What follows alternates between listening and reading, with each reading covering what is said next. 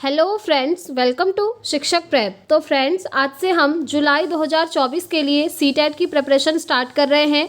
सबसे पहले हम सीडीपी सब्जेक्ट की सीरीज स्टार्ट कर रहे हैं फ्रेंड्स। ये आपको पेपर 1 और पेपर 2 दोनों में इक्वली हेल्प करेगा।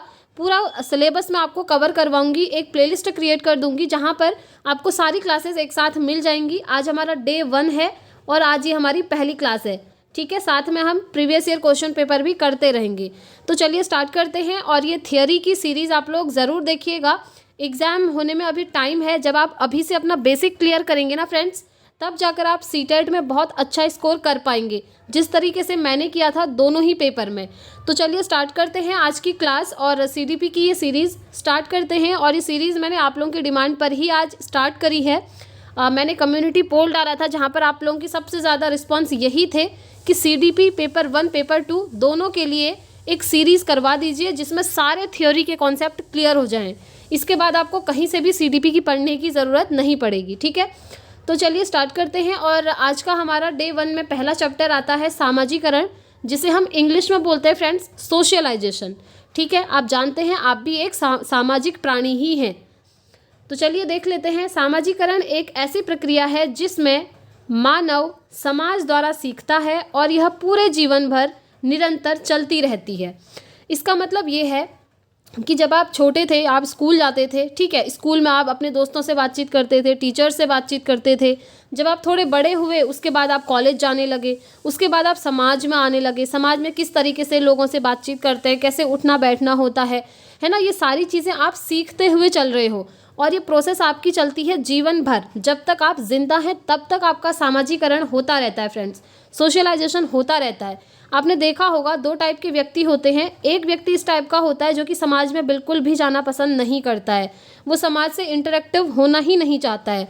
और दूसरा व्यक्ति ऐसा होता है जो कि समाज में जाना पसंद करता है, समाज में घुलना मिलना, समाज में बातचीत करना। तो ये दोनों व्यक्तियों में डिफरेंस साफ नज़र आता है। तो इससे ये पता चलता है कि किस व्यक्ति का सामाजिकरण कितना हुआ है। और ये जो सामाजिकरण की प्रक्रिया है ना, ये आपकी जन्म से ही स्टार्ट हो जाती है।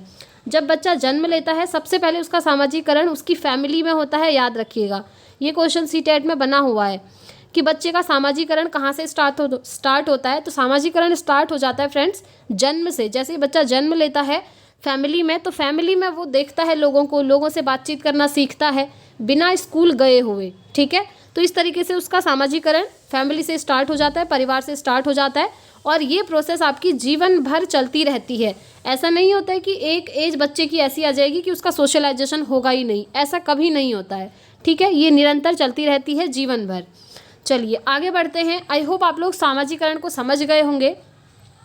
और देखिए सीटेट में कभी भी फैक्चुअल क्वेश्चन, रटने वाले क्वेश्चन नहीं आते हैं। आपको समझना पड़ेगा। अंडरस्टैंडिंग आपकी जितनी बेहतर होगी उतना अच्छा आप स्कोर कर पाएंगे फ्रेंड्स। इसलिए मैं आपको हर एक चैप्टर पूरा डिटेल में समझाते हुए चलूँगी, ठीक है। नेक्स्ट टॉपिक आता है हमारा सामाजिकरण इकाइयों के प्रकार, यानी कि टाइप्स ऑफ सोशलाइजेशन एजेंट्स। अब जो सोशलाइजेशन होता है हर व्यक्ति का, उसके एजेंट्स कौन कौन से होते हैं, यानी कि किन किन के द्वारा बच्चों का सामाजिकरण होता है। तो देखिए बच्चे के सामाजिकरण में मुख्यतः 2 तरह की एजेंसी काम करती हैं। कौन कौन सी एजेंसी हैं वो? पहला है एक्टिव एजेंसी, जिसे हम सक्रिय एजेंसी कहेंगे। और दूसरी एजेंसी है पैसिव एजेंसी, जिसे हम निष्क्रिय एजेंसी कहेंगे। अब देखिए सक्रिय और निष्क्रिय एजेंसी होती क्या है, इन्हीं के द्वारा बच्चे का सामाजिकरण होता है। यहाँ पर सक्रिय रूप से होता है और यहाँ पर निष्क्रिय होता है। चलिए इन्हें समझ लेते हैं। सबसे पहले आता है आपका active agency. Active agency of the socialization, यानी कि सामाजिकरण की सक्रिय एजेंसी, ठीक है। जहाँ बच्चा सक्रिय होता है तथा बच्चे पर सीधा सीधा प्रभाव पड़ता है, जैसे आपकी फैमिली हो गई, आपके फ्रेंड्स हो गए, आपके नेबर हो गए, पड़ोसी हो गए, आपके रिलेटिव हो गए, रिश्तेदार हो गए, स्कूल हो गया, स्वास्थ्य क्लब हो गया, एक्सेट्रा, ठीक है। आप समझे, एक्टिव एजेंसी वो होती है जहाँ पर बच्चा खुद भी सक्रिय होता है। कहने का मतलब है जहाँ पर बच्चे को बोलने का मौका मिलता है, जहाँ पर वो सामने वाले से बातचीत करता है और इसके थ्रू उसका सोशलाइजेशन होता है। और एक सोशलाइजेशन ऐसा होता है जहाँ पर बच्चा बोलता नहीं है, बस लोगों को देखता है और उनको देखकर ऑब्जर्व करके सीखता है, ठीक है। तो एक्टिव एजेंसी के अंदर क्या होता है कि बच्चा सक्रिय होता है, खुद से एक्टिव होता है और बच्चे पर सीधा सीधा प्रभाव पड़ता है उस चीज़ का। जैसे फैमिली में बच्चा खुद भी बातचीत करता है, ठीक है, इंटरेक्शन होता है उसका फैमिली मेम्बर से, मम्मी से, पापा से, भाई बहन जो भी होंगे। ऐसे ही फ्रेंड्स, आपके भी फ्रेंड्स होंगे, फ्रेंड्स में क्या होता है, आपस में बातचीत होती है, तो बोलने के थ्रू क्या होता है, बच्चा यहाँ पर सक्रिय होता है, वो खुद भी बोलता है और उसका जो फ्रेंड है वो भी बोलेगा, ठीक है। इस तरीके से सामाजिकरण होता है। ऐसे ही पड़ोसियों से आप बातचीत करते होंगे, आपके रिलेटिव्स हो गए, स्कूल में दोस्तों से बातचीत करना, स्वास्थ्य क्लब हो गए, इन सभी में, ठीक है। तो इस तरीके से ये एक्टिव एजेंसीज होती हैं। और पैसिव एजेंसी क्या होती है, जस्ट इसका अपोजिट होता है। देखिए, इसका बच्चे पर सीधा सीधा सार्वजनिक प्रभाव नहीं पड़ता है, जैसे पुस्तकालय, railway station, airport, police station आदि। यहाँ पर बच्चा सक्रिय नहीं होता है, उसके ऊपर सीधा सीधा प्रभाव नहीं पड़ेगा, क्योंकि जैसे पुस्तकालय है, रेलवे स्टेशन है, वहाँ पर वो लोगों को बस देख रहा है, एयरपोर्ट है, वो चीज़ें देख रहा है, ऑब्जर्व कर रहा है, ठीक है, पुलिस स्टेशन है, एक्सेट्रा। इन सभी जगह पर इसका बच्चे पर सीधा सीधा सार्वजनिक प्रभाव नहीं पड़ता है, क्योंकि यहाँ पर बच्चा खुद एक्टिव नहीं है, खुद से वो बातचीत नहीं कर रहा है, ठीक है। ये हो गई आपकी पैसिव एजेंसीज। चलिए आगे बढ़ते हैं। अब देखते हैं सीटेट में जहाँ से आपके क्वेश्चन बनते हैं। देखिए, सामाजिकरण की इकाइयाँ, एजेंसीज ऑफ सोशलाइजेशन। ऊपर आपने क्या पढ़ा, टाइप्स पढ़े, ठीक है, एजेंट्स के। यहाँ पर हम पढ़ रहे हैं एजेंट्स ऑफ सोशलाइजेशन, यानी कि सामाजिकरण की इकाइयाँ हैं कौन कौन सी। तो देखिए, सबसे पहले आपकी फैमिली हो गई, फिर हो गया आपका स्कूल, फिर हो गए आपके टीचर्स, उसके बाद आता है मीडिया, उसके बाद आता है गेम्स वगैरह, धार्मिक संस्थाएं हो गई। तो इन सभी का बच्चे के ऊपर सीधा सीधा प्रभाव पड़ता है, और ये सारी एक्टिव एजेंसीज हैं, ठीक है।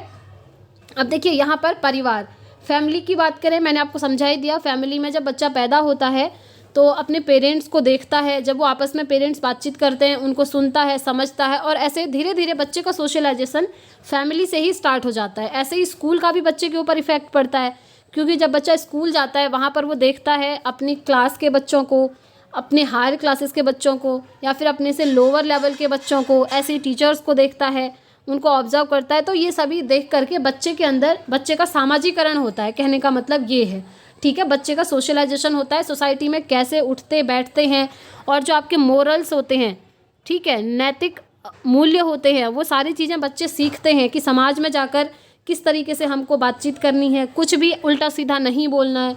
तो यही सारी चीज़ें आपकी सामाजिकरण के अंतर्गत आती हैं, ठीक है।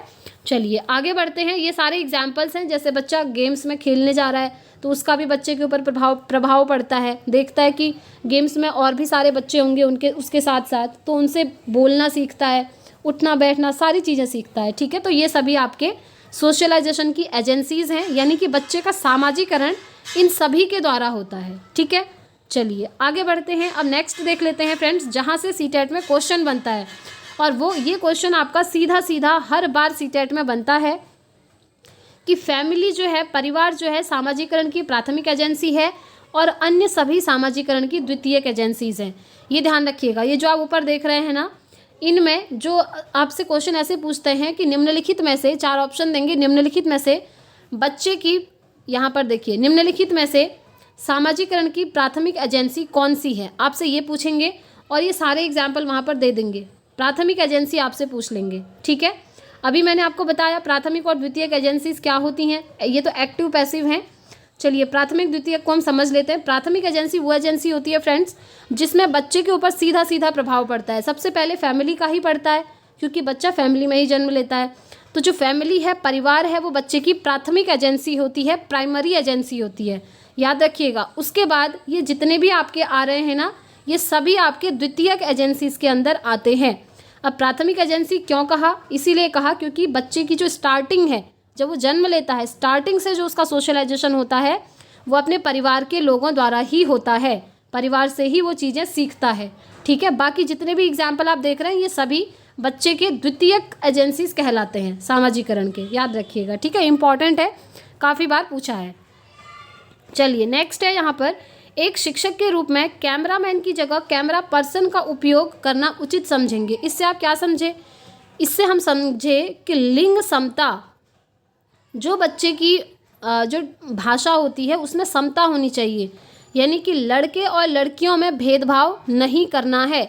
एज अ टीचर, ये आपके लिए लिखा है कि एज अ टीचर जब आप शिक्षक होंगे तो एक शिक्षक के रूप में कैमरा मैन वर्ड की जगह आप यूज़ क्या करेंगे, कैमरा पर्सन यूज़ करेंगे। ऐसा क्यों, देखिए कैमरा मैन ही ज़रूरी थोड़ी है, कैमरा वुमन भी हो सकती है, आप खुद सोचिए, है ना। मैन ही होगा ये ज़रूरी नहीं है। इसीलिए टीचर की जो भाषा है उसमें लिंग समता होनी चाहिए, ठीक है, यानी कि जेंडर पैरिटी होनी चाहिए। इसको डिटेल में हम नेक्स्ट चैप्टर में भी पढ़ेंगे, जेंडर पैरिटी क्या है।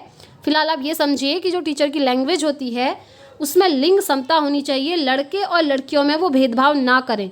जैसे कैमरा पर्सन वर्ड वो यूज़ करेंगे तो यहाँ पर लड़के और लड़कियाँ दोनों आ गई, तो इस तरीके के वर्ड यूज़ करने चाहिए, ठीक है। कैमरा मैन की जगह कैमरा पर्सन यूज़ करो। साथ में जैसे कि बोलते हैं ना कि चेयरमैन है, चेयरमैन क्यों बोल रहे हैं, चेयर वुमन भी तो हो सकती है ना फ्रेंड्स। तो टीचर को क्या करना है, टीचर को लिंग समता, अपनी भाषा में लिंग समता लानी है, यानी कि लड़के और लड़कियों में भेदभाव नहीं करना है। चेयर पर्सन वर्ड यूज़ करें चेयरमैन की जगह, क्योंकि चेयर पर्सन में मैन भी आ गई और वुमन भी आ गई। जब एज अ टीचर आप ऐसे काम करेंगे तब जाकर बच्चों के ऊपर इसका सीधा सीधा इफेक्ट पड़ेगा।